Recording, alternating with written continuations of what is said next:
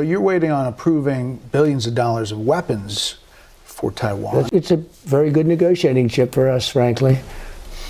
Taiwan was developed because we had presidents that didn't know what the hell they were doing. Welcome back to Beijing. Mr. President, thanks for the time. Thank you. You know, you said that this summit is a success. As you get ready to head back to Washington, what's the most significant, specific thing you walk away from here for the U.S.? I think the most important thing is relationship. It's all about relationship. I have a very good relationship with President Xi and with China. And it sounds like something that doesn't mean anything, but it's everything. In deal making and problems we've solved, the two of us have solved a lot of problems that somebody else would have maybe done very badly with. We've solved a lot of problems over the years. We have a very good relationship.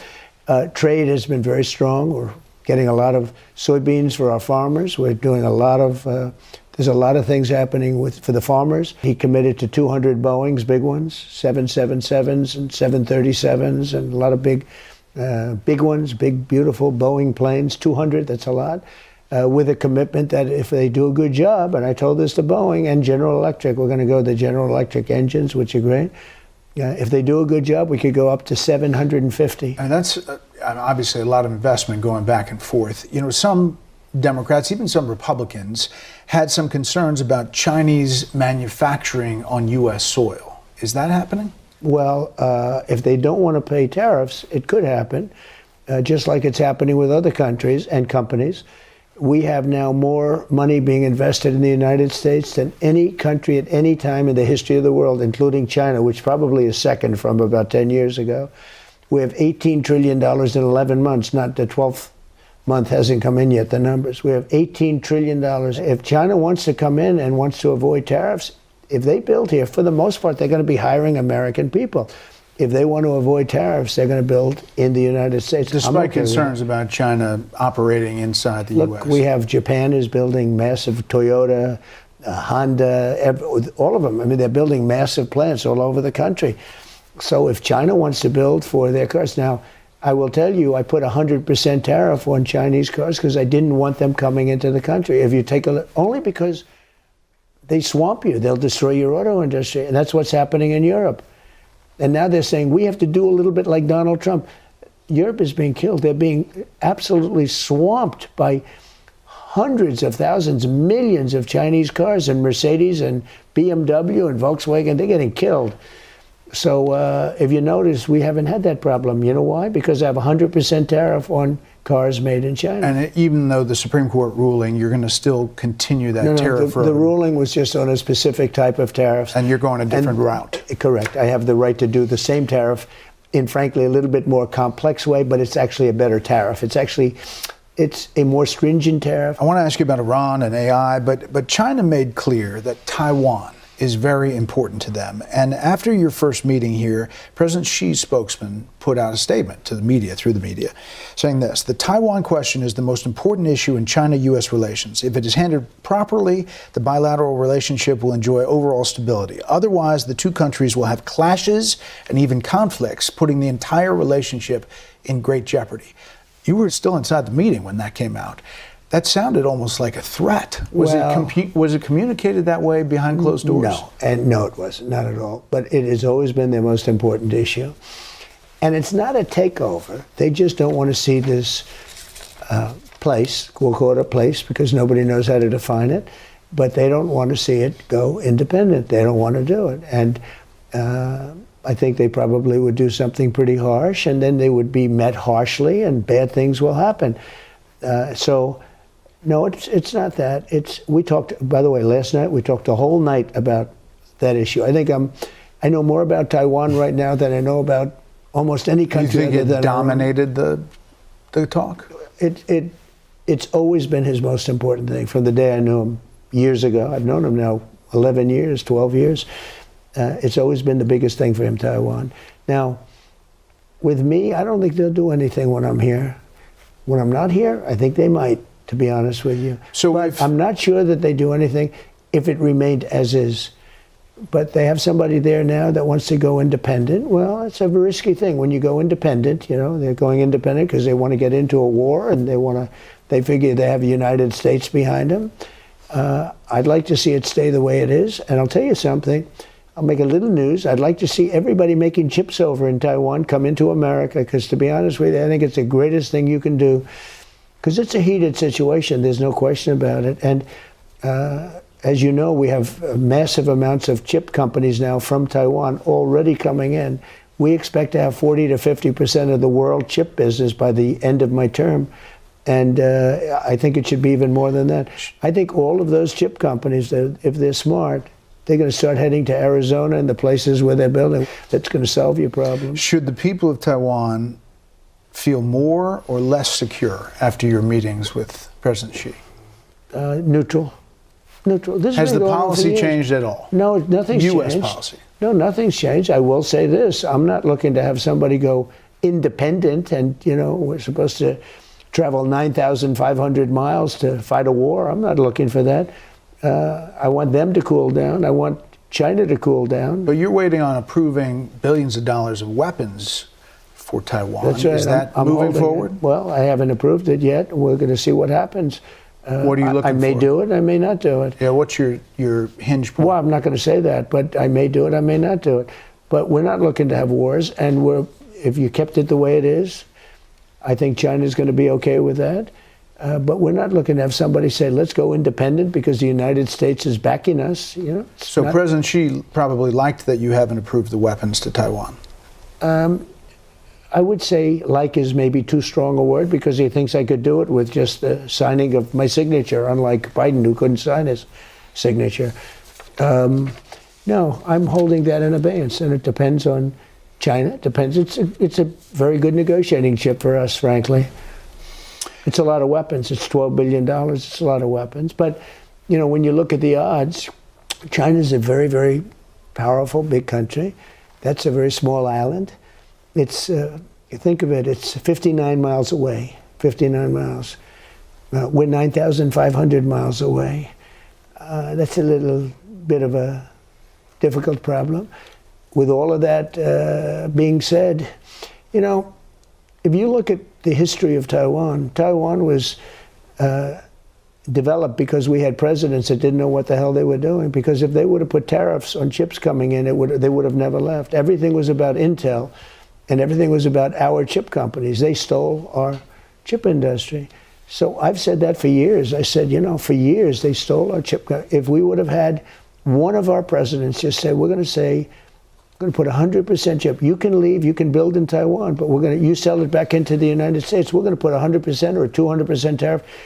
We would have never lost a chip. We lost the chip industry. It's all coming back. And I do say this, Taiwan would be very smart to cool it a little bit. China would be very smart to cool it a little bit. They ought to both cool it. On AI, was there any agreement about any kind of guardrails that China and the U.S. might agree to so that AI doesn't go crazy and take over the world? Well, we talked about it. Yeah, we talked about it. Look, AI is mostly a great thing. Mostly. And we're leading China. We talked about that. We're leading China by a lot. I gave the right for AI to build their own electric producing plants. That's a big deal. They can manufacture their own electricity now, which we could never have gotten from the grid. And now you have these very rich companies headed by lots of geniuses building electric plants. Because of that, we are leading China by a lot in the AI race. Now, it's mostly the two of us. Other nations are in it, but mostly. And whoever wins the AI race, and we're going to win it. I mean, if we're smart, we're going to win it. If we're not smart, we're not. But we're leading by a lot. We talked about that last night. President Xi was very surprised at how well we've done with AI, because they thought, when it started, they took this gigantic lead. And we now we are substantially ahead of them in AI. But do you think there'll be some buy-in, set up guardrails or something? I think there could be. We talked about it. But, at the same time, we're competing. So it's a little hard to say, oh, gee, we're competing with each other and we're going to put guardrails. It really doesn't work that way too much. But AI, if you look at medicine, some of the things they're coming up with medicine, some of the cures they're coming up with that people would have never gotten there, it's going to be mostly a good thing, but we want to have some guardrails. You said that President Xi said he would offer assistance on Iran. and specifically... I also said we don't need assistance. You didn't ask for it. You said that he was offering it, specifically to open the Strait of Hormuz. What do you think he will do? I think he's been very nice about it. He gets 40% of his oil there. He didn't send anybody. He didn't send ships. He didn't send ships with big fat guns on them that we would have had to repel. We would have. The good thing is I built, during my first 4 years, the most powerful military in the world. We have the most powerful military in the world. That was shown in Venezuela, which took 1 day. Actually took 48 hours. I mean, it took, let's see, about 48 minutes. I think it was 48 minutes and 13 seconds, and it was over. And it's a strong country with a strong military, but it went very quickly. And now, by the way, we have made a fortune with their oil. And so they've made more money in the last 8 months than they've made in the last 10 years. And we're really, participating in the profit. Venezuela, but obviously Iran is it's a different kind of a thing. Yeah. But we're doing probably almost as well as, I don't know how you can do better. They have no Navy. They have no Air Force. It's all destroyed. Their Air Force is destroyed. But yet they're talking a big game. They talk a big game. Iran's foreign minister said the Strait is open to commercial shipping only if they cooperate with the Iranians. They're not talking a big game. You know who's talking a big game? The fake news media. If you read the New York Times, you would think that we're losing militarily. Think of it. They have 159 ships. Every one is now on the bottom of the sea. Every one of them is gone. They had mine droppers. They call them mine droppers. Nice thing. Who has 22 mine droppers? The mine droppers are all gone. Now they have what they call fast boats. You know what they are? Runabouts, like you'd buy for your fantastic son if you wanted to buy him a nice boat, and they put a machine gun on it, okay? Most of them are knocked out. We knock them out just like we knock out the drug dealers. You like to talk about cards. It seems like they're playing with a bad deck, to your point. They have no deck. But they're still playing. No, the only thing they have going is a fake press. They know how well we're doing militarily. And then at the request of a very nice group of people from Pakistan who are very close to Iran, I didn't go that final. They said, could you stop? We're going to make a deal. And we really had the confines of a deal. No nuclear. They were going to give us the dust, nuclear dust, everything we wanted. And every time they make a deal, the next day it's like, we didn't have that conversation. And that's taken place about 5 times. There's something wrong with them. Actually, they're crazy. And you know what? Because of that, they cannot have a nuclear weapon. Because the president of China agrees with you on that. And he agrees with me on that. He agrees with me that he wants to see it end. He'd like to see it end. He would like to help. If he wants help, that's great. But we don't need help. And you know the problem with help? When somebody helps you, they always want something on the other side. That's the way help works. Hard to believe, but it was 1 year ago today in UAE, interviewed you, and I asked you about Iran. How do you get to a solution there? Oh, we'll get 100%. You think so? Well, we're going to have a solution one way or the other. It's either going to be violent or not violent. And I far prefer nonviolent. Sure. Obviously, you've explained... By the way, perfect answer. You've explained why you did what you did, because of the nuclear threat for Iran. Yeah. But it's obviously not Venezuela. It's different. Well, it's different, but you did say it was going to be fairly quick, and you said it numerous times. Venezuela was sending drugs in at a level that was terrible, and they did something that was a terrible, mortal sin. They emptied their prisons into our country. Okay, that was terrible, and that was different. This one is, I guess you could say, worse. That was pretty bad. You don't get much worse. Emptying your prisons, drug dealers, murderers into our country, that's pretty bad. But you could say this is worse. In this one, they are trying to make a nuclear weapon. I've stopped it twice. They would have had it 2 years ago. They would have used it already on Israel and the rest of the Middle East. Look at all the missiles shot at people that didn't think they were even involved.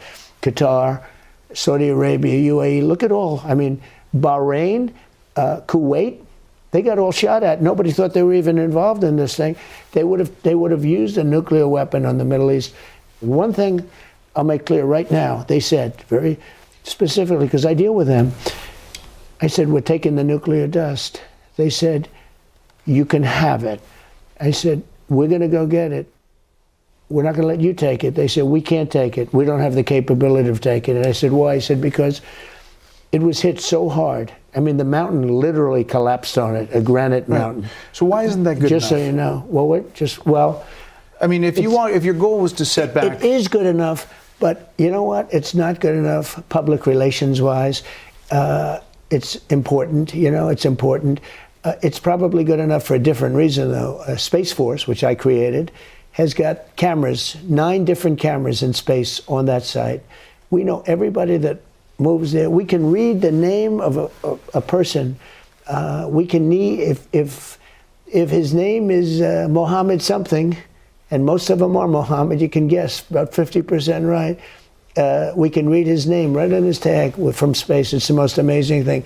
Anybody that goes near that space, we have it tagged. They haven't done anything there. And if they did, we would hit them very hard. So 2 days ago, in speaking to the Iranians, they told me it was hit so hard. They actually said, I must say, that there's only 2 countries that could get it, us and China. Right. They said us and China, that they don't have the capability of getting it because it was so obliterated. The term I used was obliterated. The fake news said, oh, maybe somebody can get it. They actually said if they wanted to get it, they couldn't. So that's not good enough for me. I want to get it. So why are we where we are? Did you underestimate the pain tolerance that Iran has? I didn't underestimate anything. We hit them unbelievably hard. Look, we left their bridges. We left their electricity capacity. We can knock that all out in 2 days. 2 days, everything. We left Cargill, and other than, I said, hit it except for the valves where the oil comes out. Because when you hit that, that means you're going to lose a little oil. But one thing is happening, amazingly. Ships are floating up to Texas and Louisiana, and they're going to Alaska, and they're loading up with oil like we've never seen before. Americans want to know when it's over, though, right? Yeah, look, Vietnam lasted 19 years. Iraq was like 10 years. Korea was 7 years. Another one was 14 years. Another one was 12 years. Another one was 9 years. We're in there for 2.5 months. The other thing they talk about, so we lost tens of thousands of soldiers in Vietnam. We lost tens of thousands of soldiers in practically every war. I've lost, and I wish we'd lost none, because I know those parents, I spoke to them. We lost 13 soldiers in 2 wars. China got 3 tankers out this week filled with Iranian oil. Because we allowed that to happen. You did? We allowed that to happen. Yeah. Before this trip. Gas prices in America are still high, painfully high. They're going to drop like a rock as soon as it's over. Yeah. Painfully high, though, now, and could be creeping higher before it's done. Excuse me, lower than Biden, and much lower than people thought they'd be. This inflation number is going up. You're right. It's much lower than President Biden's was, but it's going up under you. The numbers are. You can imagine Democrats and political pundits jumped all over this statement that you made the other day. You were asked when you were leaving. What extent are American financial situations motivating you to make a deal? Not even a little bit. The only thing that matters when I'm talking about Iran, they can't have a nuclear weapon. I don't think about American financial situation. I don't think about anybody. I think about one thing. We cannot let Iran have a nuclear weapon. That's all. That's right. That's a perfect statement. I'd make it again. You can imagine how many people stop the soundbite I don't think about America's financial situation. So what's your response to that framework? It's very simple. When people hear me say it, everybody agrees. Short-term pain. It's going to be short-term pain. But the pain is much less than people thought. Because people thought that the oil would go up to $250. You know, it was $99 yesterday, $99 a barrel. I thought it might go up to $200. I was okay with that. Not that I wanted it, but you cannot let them have a nuclear weapon. They will use it on us. They'll start off with Israel, wipe it out. The Middle East, wipe it out. It'll go to Europe. You know, they have a missile that goes to Europe. You saw that, okay? They have a missile, goes to Europe. I have done Europe a very big favor. When you tell somebody you're going to have to pay a little more, not that much more, a little more for gas, Celine, for a very short period of time, because we want to stop the threat of being blown to pieces by a lunatic, by a crazy person, and they are crazy, using nuclear weapons. Everybody says that's fine. And that question was a fake question, and they didn't put my full answer. I totally care. Look, I inherited high prices, and they came in with the word affordability. My first press conference, 2 days in, and Biden didn't do press conferences. He'd go for years without doing, because he was incapable of doing it. He was an incompetent person. But my first question was about eggs. Eggs have quadrupled. What are you going to do? I said, eggs? Tell me about eggs. Tell me about the problem. Eggs have gone up 4 times. He said, I'll take care of it. By the way, I did take care of it. But they came up with a word, because they are good. They're rotten with policy. They're horrible politicians. In many cases, we have a new name. They're Democrats. I call them Democrats. Not Democrats, they're Democrats.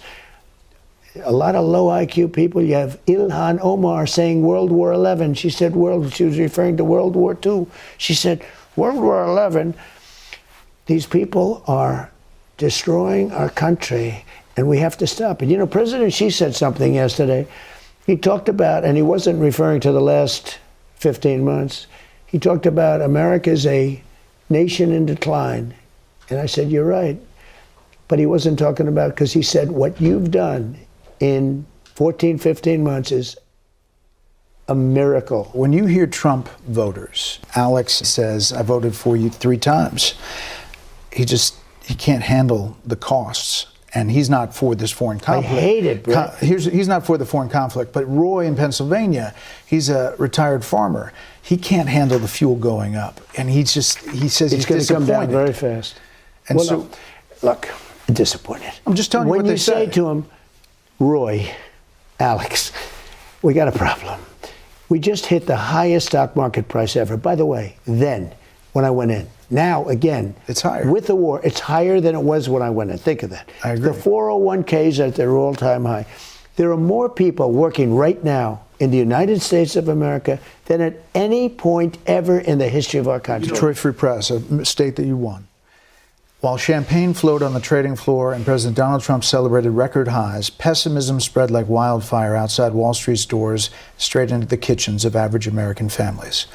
There is this sense that, you know, something is changing. Whether they can hold on and believe that you're going to get them to know. Brett, I have to do what's right. I said to my people, we just hit 50,000 on the Dow. That wasn't supposed to happen for 5 or 6 years. I did it in my first year. We just hit 7,000 on the S&P. That wasn't supposed. That was even less of a chance than the Dow. It was just announced 401ks are at their all-time highest that they've ever been. All these things happened, and I said, I'm sorry to do this to you, but we have to stop this group of very crazy people. Now, those people are gone. They've been eliminated. The second group has been eliminated, and some of the third group. In a way, we've eliminated so many leaders that it's almost, I'm trying to figure out who the hell are we dealing with, all right? Who are you dealing with? But, well, we're dealing with people that I think are right, but they're afraid to make a deal. They don't know how to make a deal. They've never been put in this position before. So you're going to hold out until they do? Well, I'm going to do what's right. I have to do what's right. But the strait should be open, right? It should be open. Look, see, to stop the strait is very easy. All they have to do is say, we dropped a mine in the strait someplace. You know, see, we're at a little disadvantage, but that's okay. The strait will be open. They will not have a nuclear weapon, and the world will go on, and you will see gasoline prices drop. Energy prices generally drop like no. Don't forget, they have a lot of boats that are loaded up with oil that are going to bring the oil out as soon as this is over. And I think it's going to end fast. They've been holding up the world for many, many years with the strait. You know, they've used this many, many times. They said, we'll close the strait. They've closed it in the past. They use it as a weapon. They're not using it as a weapon with me. And what they did, and actually what President Xi said last night, sort of smiling about it, he said, well, they close the strait and then you close them. But you think they're going to capitulate sometime soon? Yeah, sure. Okay. I have no doubt. Mr. President, stand by if you would. Special report from Beijing with the President of the United States continues after this.